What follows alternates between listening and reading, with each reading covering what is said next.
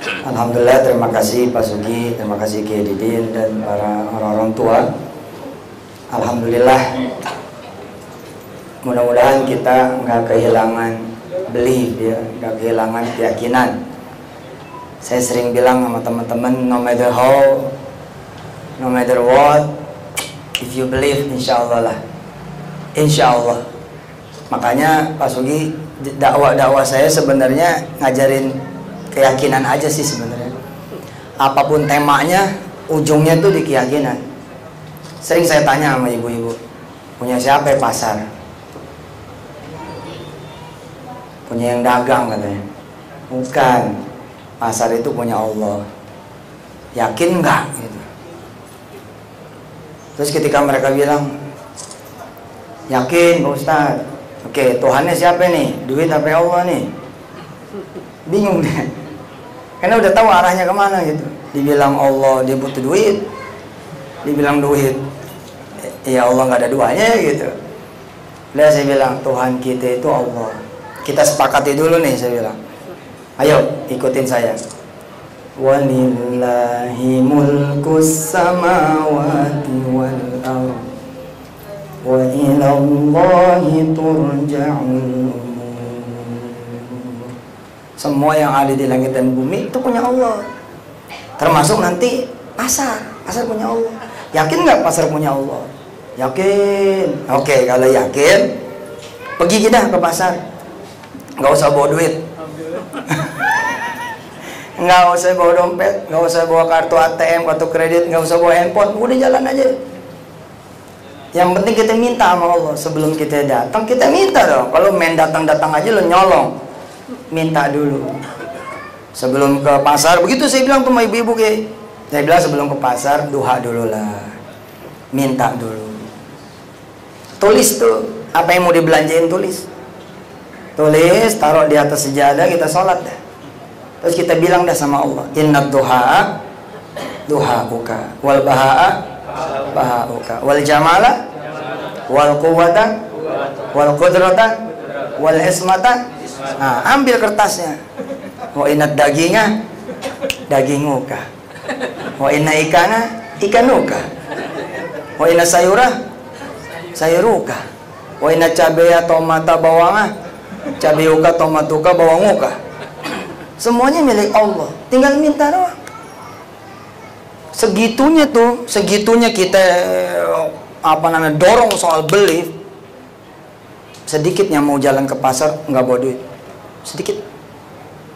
Rata-rata mereka ada barrier. Nah, kelihatannya umat ini lagi persoalan di masalah belief di semua sektor gitu. Makanya saya ya asikin aja tuh di dunia belief itu.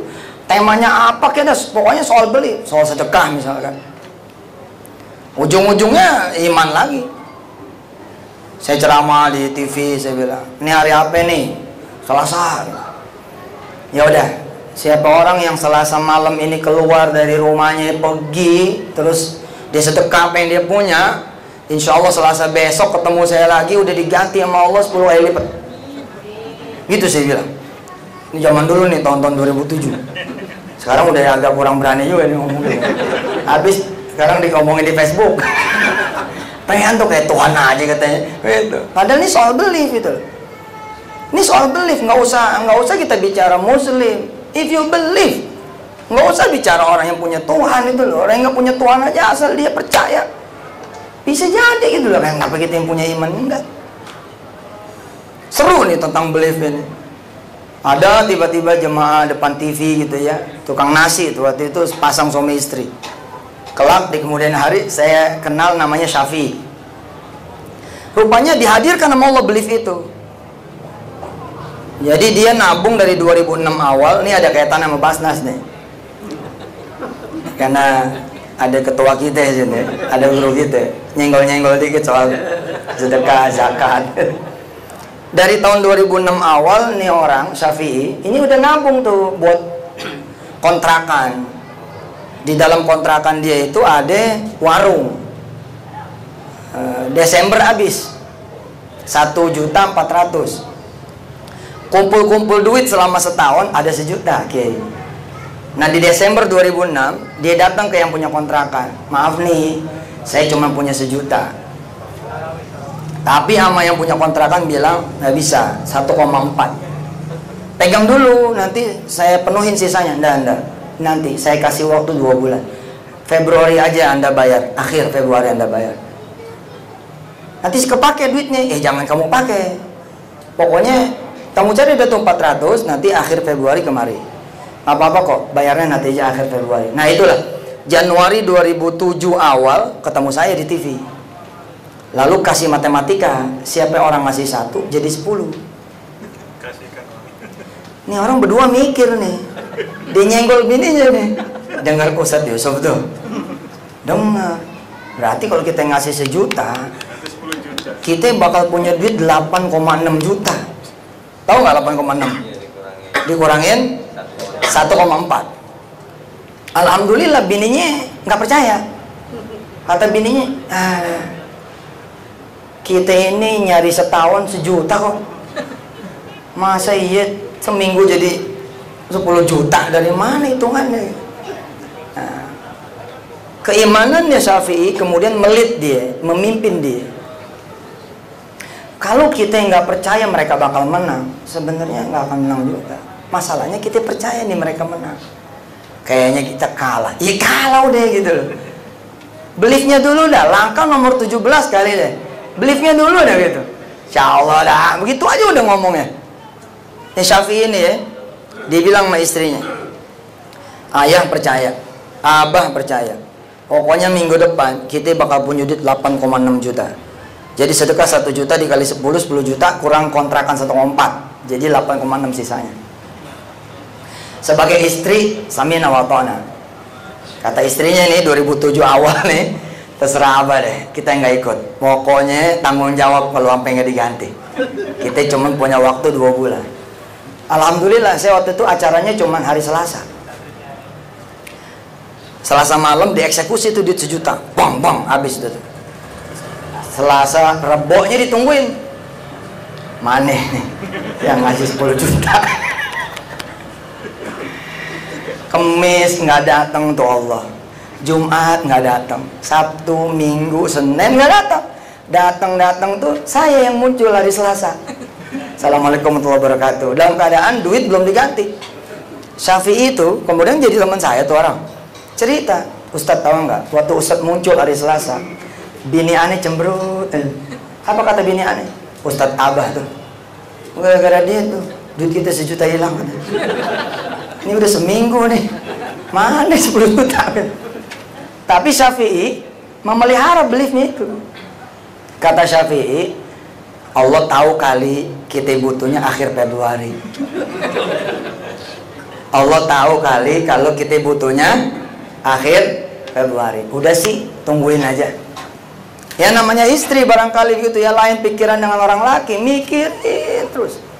Akhirnya minggu kedua jadi minggu ketiga, minggu ketiga jadi minggu keempat, Januari pindah jadi Februari. Ada apa tuh di Februari? Ada deadline. Deadline tuh akhir Februari, kalau nggak bayar begitu, Pak Zainul Barnur nih, kalau nggak bayar maka dia akan diusir. Setengah mati Syafi'i bilang sama istrinya, Abah percaya sama Allah, nggak mungkin Allah itu bohong. Tapi kata istrinya, ini udah bulan ke-5, udah minggu ke-5, naik lagi minggu ke-6, naik lagi minggu ke-7. Nah di minggu ke-7 istrinya bilang, ya udah sekarang begini aja, kita datang ke rumah bapak saya, kita pinjam duit sama dia. Kata Syafi'i, nggak mau. Saya harusnya ngasih duit, masa minjem duit? Syafi'i cerita sama saya di 2008. Tadi tahun berapa tuh? 2007. 2008 Syafi'i cerita sama saya di Bandara Juanda, Surabaya, April tahun 2008. Dia ngundang saya ngeresmiin pabriknya yang dia bangun, ya. Dia dapat proyek 38 miliar, terus dia bangun pabrik, mungkin perusahaan catering ke-6 terbesar saat itu. Bisa di list perusahaannya, bisa dilihat di internet. Beliau ini bangun kawasan pabrik 12 miliar rupiah. Jadi tanah sama bangunan itu 12 miliar. Dia utus wartawan Surabaya Post untuk nyari rumah saya.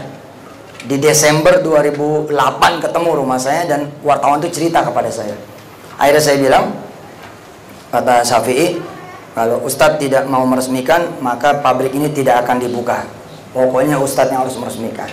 Saya bilang, ya insya Allah saya datang. Nah bulan April itulah saya ketemu sama Syafi'i di Bandara Juanda Surabaya. Berarti udah beda kan? Udah ceritanya udah lain, udah saya bocorin dulu tuh. Apa kata Syafi'i? Ustadz, sebenarnya saya tuh kenapa nggak mau ke mertua saya? Karena saya takut. Karena saya takut ditanya, emangnya kamu nggak punya duit? Begitu. Saya mau jagain Ustadz nih. Caranya adalah saya nggak mau datang ke mertua. Takutnya ditanya, emang kamu nggak punya duit? Kamu nggak kerja? Kamu nggak usaha? Usaha apa? Kerja. Kemarin ada duit. Terus kenapa? Sekarang nggak ada duit. Kenapa? Ya itu disedekahin. Sedekahin ke siapa? Di orang miskin, orang susah. Ustadz Yusuf, kata Syafi'i, bapak saya itu sopir, gajinya 600.000. Kebayang nggak kalau tahu mantunya sedekah 1 juta?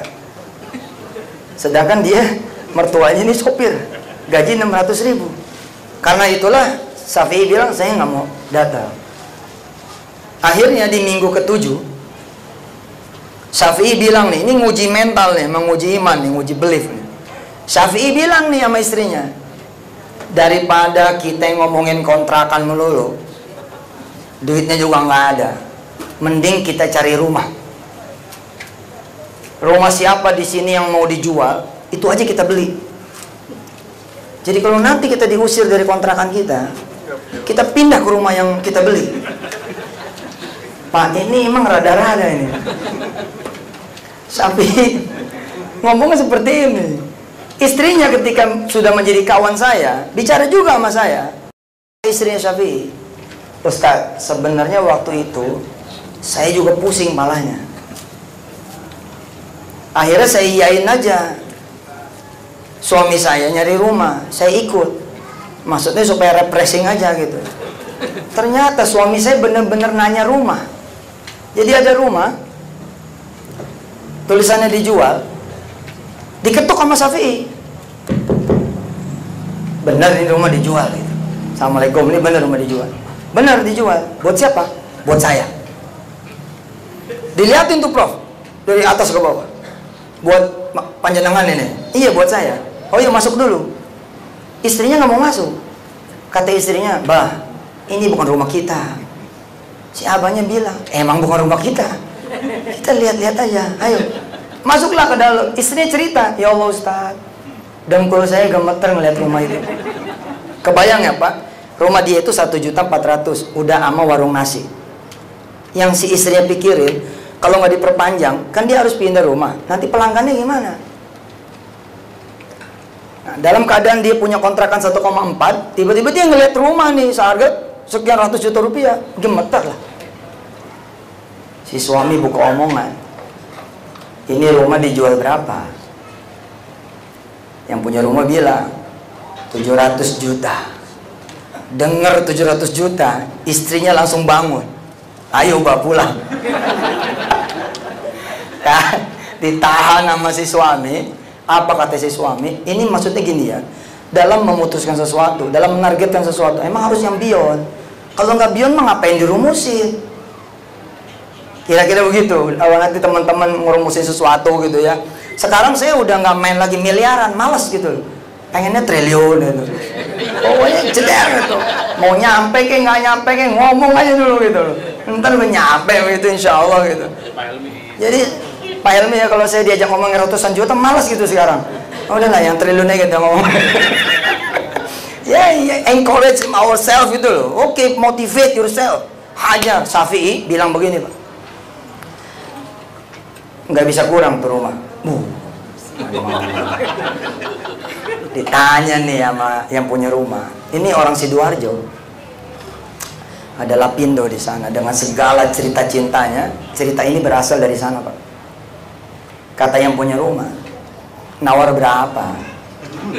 Kata Madura nih yang satu Syafi'i, kalau 500 gimana? Allah, istrinya ngeliatin.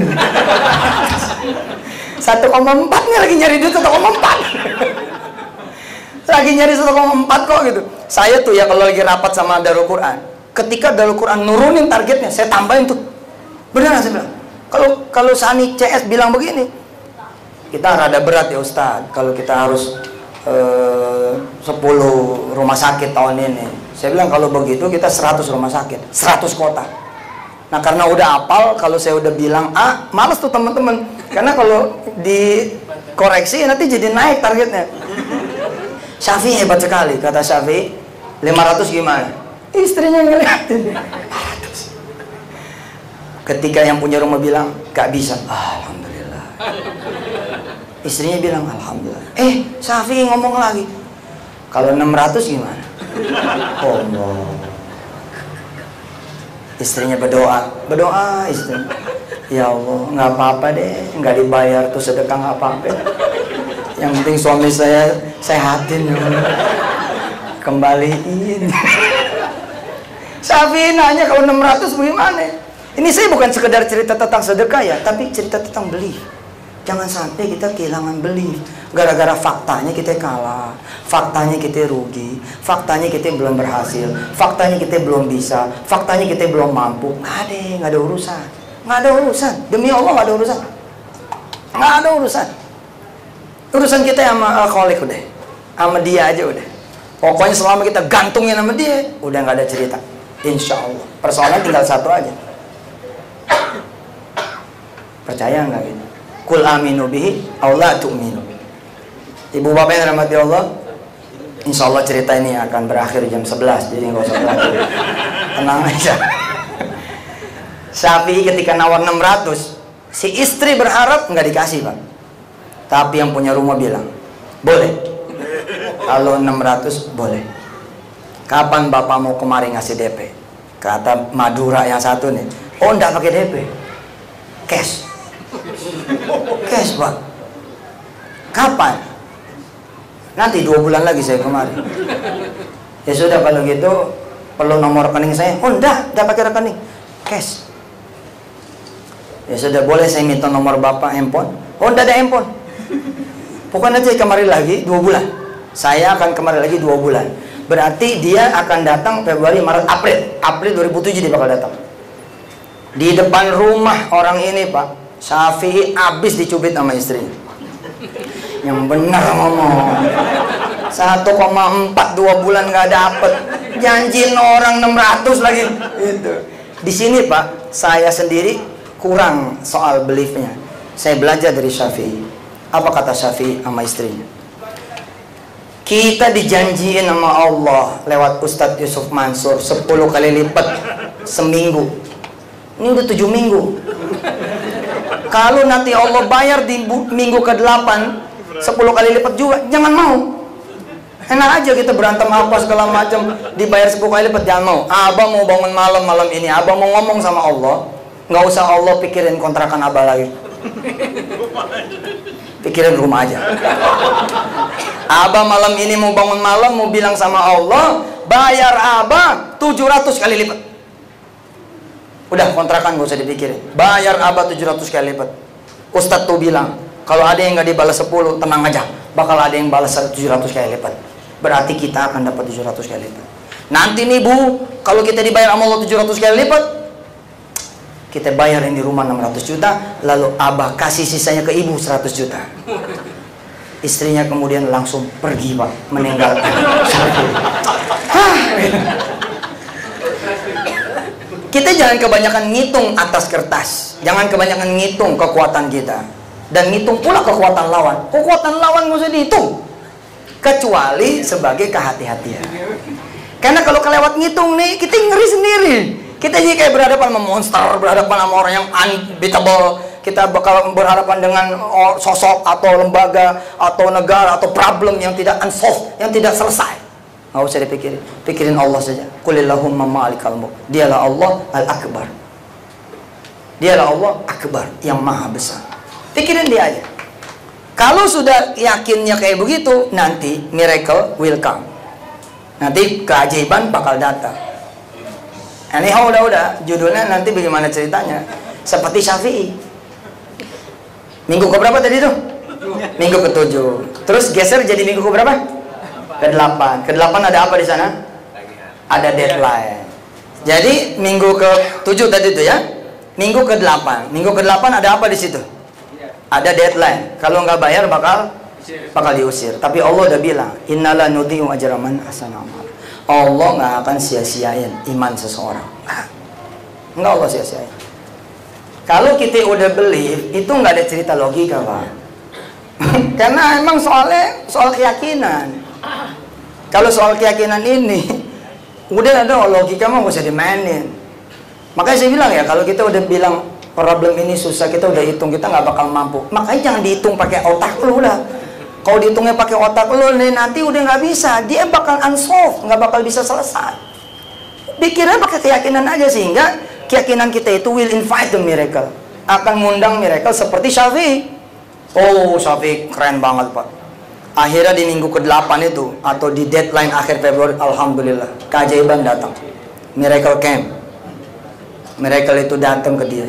Alhamdulillah, di hari itu, malam itu, Syafi'i diusir. Gak percaya loh, diusir. What miracle you expect? Apa sih miracle yang Anda harapkan? Nggak bakal lah. Allah ini unpredictable, punya gerakan dia tuh nggak bakal kekira sama kita. Ternyata dengan diusir itu, Syafi'i, Pak, Allah jadi miliarder. Emang sih satu sisi Lapindo masalah lah satu sisi, tapi sisi yang lain banyak sih bilang cerita cinta kayak Syafi'i. Jadi Syafi'i itu pindah, Pak, ke pasar pengungsi di 2007. Di Februari akhir, pindah ke pasar pengungsi Sidoarjo, Lapindo. Siapa yang sangka di situ malah datang nih orang yang nggak ada kelasnya gitu, orang biasa punya. Cuman nanya gini, Kiai, tadi ayatnya dibacain gitu sama imam kita. Wa ilam yusibah wabilun fatal. Kalau nggak dikasih semua, dikasih 10% gitu.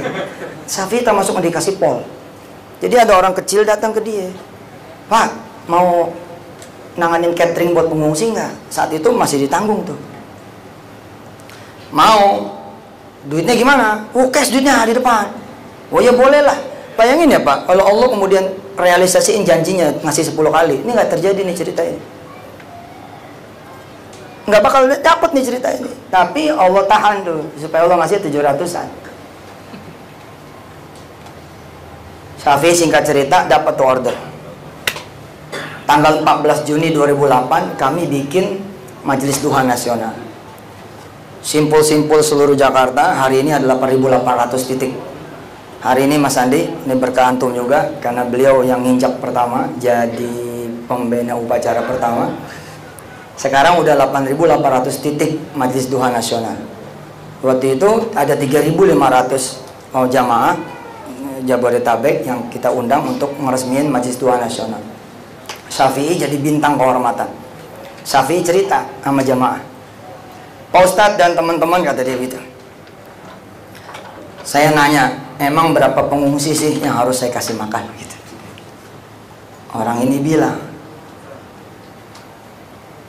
6.000 pengungsi, 6.000 orang. Syafi'i bilang, ini dengar 6.000 aja saya udah goyang, Pak Ustadz.